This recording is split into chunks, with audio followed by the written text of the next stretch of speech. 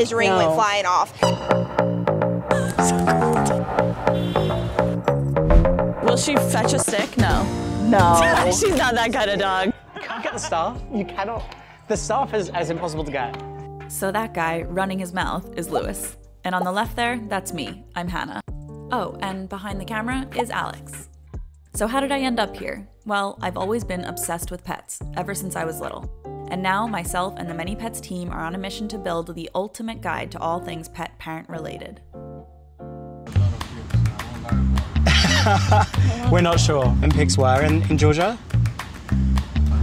We're headed to the park. Pets are rapidly becoming the child of choice for many people. So I'm curious, what does that mean for our relationships? We are going to be talking to Bailey and learning about her life with her partner and her dogs. So I'm Bailey. This is Lolly. I have a husband, another dog, and 3 cats at home. No human children. Is that it? That's a conscious decision? It is. So I've actually ended multiple relationships because I knew that I never wanted children. And I eventually found someone who felt the same way. Bailey is not alone. Millennials in particular are forging the way in choosing pets over children. One survey showed that 70% of millennial pet parents would take leave from work to care for a new pet if they could. Will paternity leave ever become a thing? So you had both dogs before you met your husband? I had Sadie before. Okay. We got Lolly about a year into me and my husband dating. What was it like dating while you had dogs? Like, what was the introduction like to them when they first met?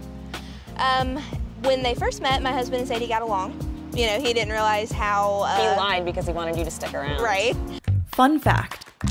According to one survey, 2 in every 3 Americans would end their relationship if their pet doesn't approve of their partner.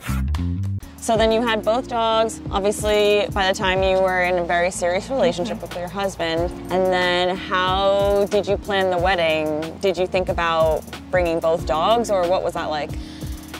Yes, so Lolly, I wanted to get her like a coordinating dress, but I couldn't find one. So she came, she wore one of her little dresses, and my grandfather held her the whole time. About 2 hours before our wedding, my husband, because we just got married at our house, my husband went outside to bring Sadie in. She was on her lead, and she jerked, and his ring, like his hand went, and his ring went flying off, and she went after it. We got a metal detector, and we could not find it. We looked for weeks afterwards. We could not find it anywhere.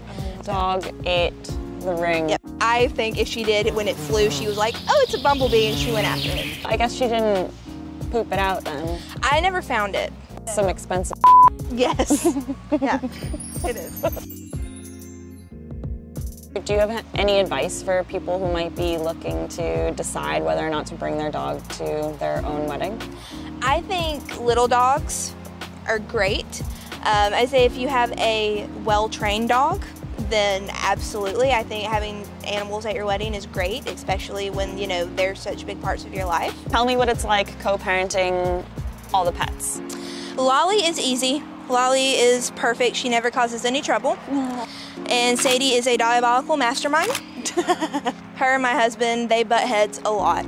Okay. She doesn't like to be told what to do. I'm thinking about getting a dog with my partner. Something that we have discussed is what would happen if we were to break up and who would get custody of the dog. Was that a conversation that you ever had? Since the dogs were mine beforehand, if we were to split up, they would stay with me. Right, no conversation needed. Right. Definitely yours. Cats would be different because we got them together. And the cats are kind of split. We have Wednesday, Tilly, and Raz. Wednesday and Tilly are litter mates, they're sisters. But Wednesday loves my husband. She cannot stand me. Oh, interesting. So she would go with him, and Tilly would have to go with Wednesday. And then Raz is our male cat, and he is my baby. So he would go with me, even my husband doesn't agree to that. In the US, pets have historically been treated more like property during divorce proceedings. Well, that's kind of changing.